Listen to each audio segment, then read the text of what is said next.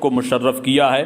پروردگار عالم اپنے مقدس کلام میں بڑے ہی فصیح و بلیغ انداز میں ارشاد فرماتا ہے، یا ایھا الذین آمنوا اذا قمتم الی الصلاۃ، ایمان والو جب تم نماز کی طرف جاؤ یا نماز پڑھنے کا ارادہ کرو، فاغسلوا وجوہکم، تو اپنے چہروں کو دھو لو، وامسحوا برؤوسکم، اور اپنے سروں کا مسح کرو، وارجلکم الی الکعبین، اور اپنے پیروں کو ٹخنوں تک دھو لو، فاغسلوا وجوہکم وایدیکم الی المرافق، اور اپنے ہاتھوں کو کوہنیوں سے اوپر تک۔ حضرات قرآن عظیم کی اس آیت کریمہ میں اللہ تعالیٰ نے وضو کے 4 فرضوں پر روشنی ڈالتے ہوئے ایمان والوں کو مخاطب کر کے خطاب فرما، ایمان والوں جب تم نماز کی طرف جاؤ یا نماز پڑھنے کا ارادہ کرو تو پہلے وضو کر لو۔ وضو میں کتنے فرض ہیں؟ 4 فرض ہیں۔ یہ تمام حضرات کو یاد رکھنا چاہیے۔ اور یہاں ایک نکتے کی بات بتاتا ہوا چلوں، اللہ تعالیٰ نے نماز پڑھنے کا حکم، رمضان کے روزے رکھنے کا حکم، زکوٰۃ ادا کرنے کا حکم، صدقہ و خیرات کرنے کا حکم، حج بیت اللہ کرنے کا حکم صرف اور صرف ایمان والوں کو دیا ہے۔ بے ایمانوں کو نماز پڑھنے کا حکم نہیں ہے، بے ایمانوں کو رمضانوں کے روزے رکھنے کا حکم نہیں ہے، اس لیے کہ جو صاحب ایمان ہوتے ہیں، جن کے پاس ایمان کی دولت ہوتی ہے، وہ بڑے خوش نصیب ہوتے ہیں۔ سوال یہ پیدا ہوتا ہے کہ ایمان والا کون ہے، ایمان کی حقیقت کیا ہے، ایمان کی تعریف کیا ہے، ایمان کی ڈیفینیشن کیا، ایمان کہتے کس کو ہے، یہ سمجھنا اور اس کا علم رکھنا جاننا ہر مسلمان کے لیے از حد لازم اور ضروری ہے۔ ہمارے اندر، ہماری قوم کے اندر بہت سارے ایسے بزرگ بھی مل جائیں گے، نوجوان مل جائیں گے، جن کو حقیقت میں یہ نہیں معلوم کہ ایمان کس کو کہتے ہیں، مومن کی پہچان کیا ہے، مومن کی علامت کیا ہے۔ بہرحال یہ بہت لمبی بحث ہے، بہت لمبا وقت چاہیے، پھر کسی اور موقع پر انشاءاللہ میں لفظ ایمان کے تعلق سے اور مومن کی حقیقت اور مومن کی علامت کے بارے میں روشنی ڈالوں گا، کیونکہ جمعے میں اتنا لمبا طویل وقت ہوتا نہیں ہے۔ قرآن مجید میں اللہ نے ایمان والوں کو مخاطب کر کے فرمایا کہ نماز پڑھنے کا ارادہ کرو تو پہلے اپنے چہروں کو دھو لو، کوہنیوں سے اوپر ہاتھوں کو دھو لو، اور پھر اپنے سروں کا مسح کرو اور اپنے پیروں کو ٹخنوں گٹوں سے اوپر تک 3 مرتبہ دھو لو۔ یہاں نماز کی بات چل رہی ہے، نماز ہمیں درست کرنا چاہیے۔ جن کی نمازیں درست نہیں وہ اپنی نمازوں کو درست کریں، جن کے غسل درست نہیں وہ اپنے غسل درست کریں، جن کے وضو درست نہیں وہ اپنے وضو درست کریں۔ جب وضو اور غسل درست ہوگا تو نمازوں میں لذت پیدا ہوگی، دل ہمارا آٹومیٹکلی اللہ کی عبادت کی طرف مائل ہوتا چلا جائے گا، جھکتا ہوا چلا جائے گا۔ آج ہمارے دل نماز سے بہت دور ہوتے جا رہے ہیں۔ آج ہمارے پاس اتنا وقت نہیں، فرصت نہیں کہ ہم وقت مقررہ پر نماز پنجگانہ کو جماعت کے ساتھ ادا کر سکیں۔ حدیث پاک جو میں نے پڑھی ہے، میرے آقا سید عالم صلی اللہ علیہ وسلم ارشاد فرماتے، میرے آقا کا ارشاد گرامی، نماز پڑھنا میری آنکھوں کی ٹھنڈک ہے۔ جب کوئی بندہ اللہ کی عبادت کرتا ہے، حالت قیام میں ہو یا حالت رکوع میں ہو، حالت قاعدے میں ہو یا حالت سجدے میں ہو، لیکن سکون کو کس کو ملتا ہے؟ مدینے والے مصطفیٰ کو۔ آرام کس کو ملتا ہے؟ گنبد خضرا میں آرام فرمانے والے آقا کو۔ آنکھوں کو ٹھنڈک کس کو پہنچتی ہے؟ میرے پیارے آقا کو۔ نماز ہم پڑھتے ہیں، رمضان کے روزے ہم رکھتے ہیں، قیام ہم کرتے ہیں، قرات ہم کرتے ہیں، رکوع سجدہ ہم کرتے ہیں، اللہ کی عبادت ہم کرتے ہیں، لیکن ٹھنڈک میرے نبی کی آنکھوں کی ہے۔ حالانکہ میرے نبی نے فرمایا قرۃ عینی بک فی الصلاۃ، نماز پڑھنا میری آنکھوں کی ٹھنڈک ہے۔ سوال یہ پیدا ہوتا ہے، میرے نبی نے نماز ہی کو سب سے زیادہ پسند کیوں فرمایا؟ نماز ہی کو میرے مصطفیٰ نے پسند کیوں فرما؟ اس لیے کہ نماز سب سے اہم ترین عبادت ہے، ساری عبادتوں کا مغز، ساری عبادتوں کا جڑ نماز ہے۔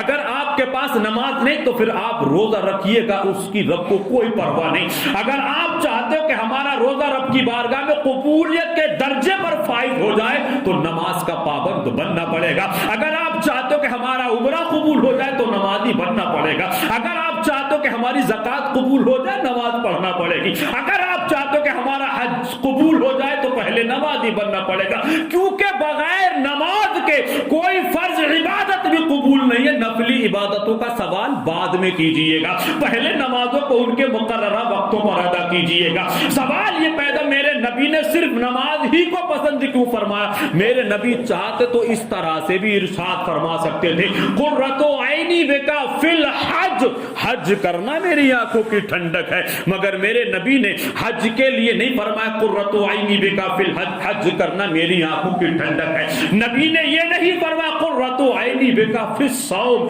رمضان کا روزہ رکھنا میری آنکھوں کی ٹھنڈک ہے۔ نبی نے یہ بھی نہیں فرمایا قرۃ عینی بکا فی الزکات، زکات ادا کرنا میری آنکھوں کی ٹھنڈک ہے۔ نہیں، میرے نبی نے زکات کے بارے میں، حج بیت اللہ کے بارے میں اور زکات اور حج بیت اللہ کے بارے میں میرے نبی نے نہیں فرمایا، نہ رمضان کے بارے میں فرمایا کہ نہ رمضان کے روزے رکھو گے تو مجھے ٹھنڈک حاصل ہوگی، یا میری آنکھوں کو قرار ملے گا، یہ میری آنکھوں کو چین اور سکون ملے گا، یا میری آنکھوں کی ٹھنڈک رمضان کا روزہ۔ میرے نبی نے نہ روزے کو کہا، نہ حج بیت اللہ کو کہا، نہ زکات کو کہا، بلکہ کہا تو صرف اور صرف نماز کو کہا۔ وہ نماز جس کے بارے میں کسی نے منظر کشی کرتے ہوئے کہا تھا کہ سب مسجد تو بنا لی، شب بھر میں ایمان کی حرارت والوں نے من اپنا پرانا پاپی ہے، برسوں میں نمازی بن نہ سکا، یہ ایک سجدہ ہے جسے تو گرا سمجھتا ہے، ہزار سجدوں سے دیتا ہے آدمی کو نجات۔ شرط یہ ہے کہ اللہ کی بارگاہ میں کوئی جھکنے والا تو ہونا چاہیے،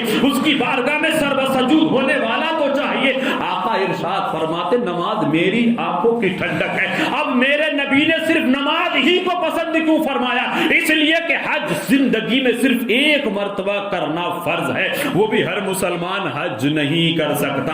حج وہی کر سکتا ہے جو صاحب استطاعت ہو، جس کے بارے میں قرآن مجید میں رب فرماتا ہے وَلِلَّهِ عَلَى النَّاسِ حِجُّ الْبَيْتِ مَنِ اسْتَطَاعَ إِلَيْهِ سَبِيلًا، جس کے پاس اتنی دولت کی فراوانی ہو، اتنا روپیہ پیسہ ہو کہ وہ حج بیت اللہ میں تشریف لے جائے اور اپنے پیچھے اہل خانہ پس مانندگان کے لیے راشن کھانے پینے کا تمام انتظام کر کے جائے، اتنی اس کے اندر طاقت قوت صلاحیت روپیہ پیسہ ہو، دولت کی فراوانی ہو، تو ایسے مسلمان پر زندگی میں صرف ایک مرتبہ حج کرنا فرض ہے۔ اب اگر نبی فرماتے قرۃ عینی بکا فی الحج، حج کرنا میری آنکھوں کی ٹھنڈک ہے، تو گویا کہ زندگی میں یا سال میں ایک ہی بار میرے نبی کی آنکھوں کو ٹھنڈک پہنچتی۔ ہر مسلمان حج تھوڑی کر سکتا ہے، ہر مسلمان پر حج بیت اللہ فرض بھی نہیں ہے۔ میرے نبی نے صرف نماز کو پسند فرمایا۔ اگر میرے نبی فرماتے قرۃ عینی بکا فی الزکات، تو زکات بھی ہر مسلمان پر واجب نہیں ہے، جو مالک نصاب ہے وہی زکات ادا کر سکتا ہے۔ جو مالک نصاب ہے، جس کے پاس 52.5 تولہ چاندی یا 7.5 تولہ سونا ہو، یا ان دونوں میں سے ایک چیز ہو، یا اتنی قیمت ہو کہ جس سے 7.5 تولہ سونا خرید لیا جائے، یا 52.5 تولہ چاندی کی قیمت ہو، تو اس پر زکات فرض ہے۔ زکات بھی ہر مسلمان پہ فرض نہیں، حج بیت اللہ کرنا بھی ہر مسلمان پر فرض نہیں، کیونکہ زکات کے لیے ایک سال اس مال اور روپیے کے ایک سال کا وقت کا گزر جانا یہ ضروری ہے۔ اگر نبی زکات کو پسند فرماتے تو سال میں ایک ہی بار تو آدمی زکات دیتا ہے، تو نبی کی آنکھوں کو ٹھنڈک ایک ہی سال میں ایک ہی مرتبہ پہنچتی۔ اب رہا قرۃ عینی بکا فی الصوم نہ فرمایا تو رمضان المبارک کا مہینہ، 12واں مہینہ، یعنی 11 مہینہ آپ دن میں کھانا پینا کر سکتے ہیں، لیکن رمضان کے مہینے میں سب مسلمان عاقل مرد عورت پر رمضان کے روزے فرض ہیں۔ اگر نبی فرماتے قرۃ عینی بکا فی الصوم، رمضان کے روزے رکھ میری آنکھوں کی ٹھنڈک ہے، تو گویا کہ وہ بھی سال میں ایک مہینہ رکھے جاتے۔ تو میرے نبی نے جو سب سے اہم ترین عبادت تھی اس کو پسند فرمایا۔ زکات ہر مسلمان نہیں ادا کر سکتا، حج بیت اللہ ہر مسلمان ادا نہیں کر سکتا۔ رہا رمضان کا معاملہ تو سال میں ایک مہینہ آتا ہے صرف رمضان کا، لیکن قرۃ عینی بکا فی الصلاۃ، نماز میری آنکھوں کی ٹھنڈک ہے۔ نماز پڑھنے کے لیے امیر ہونا ضروری نہیں، نماز پڑھنے کے لیے مالک نصاب ہونا ضروری نہیں، نماز پڑھنے کے لیے صاحب استطاعت ہونا ضروری نہیں، نماز پڑھنے کے لیے 52.5 تولہ یا 7.5 تولہ سونا، زمین، جائیداد، دولت کی فراوانی کا مالک اور مختار ہونا ضروری نہیں۔ نماز کے لیے مرد مومن مسلمان عاقل بالغ ہونا ضروری ہے۔ بے شک سبحان اللہ سبحان اللہ۔ اب جب نماز کو میرے نبی نے پسند فرمایا تو نماز 24 گھنٹے میں 5 مرتبہ پڑھی جاتی ہے، فجر، ظہر، عصر، مغرب، عشاء۔ کیا مطلب؟ جب میرے نبی نے نماز ہی کو پسند فرمایا، میرے نبی نے جب نماز ہی کو محبوب فرمایا ہے تو میرے رب نے سسٹم ایسا بنا دیا، اے محبوب جب تمہیں یہ نماز پڑھنا ہی پسند ہے، جب تمہیں بندوں کی جب تمہاری امت تمہارا امتی نماز پڑھے گا، میرا بندہ کوئی نماز پڑھے گا، تمہیں چین ملے گا، تمہاری آنکھوں کو ٹھنڈک ملے گی۔ تو اے محبوب میں سورج کے نکلنے کا سسٹم کچھ ایسا ہی بنا دوں گا کہ 24 گھنٹے نماز ہوتی رہے گی اور 24 گھنٹے میرے محبوب کی آنکھوں کو ٹھنڈک پہنچتی رہے گی۔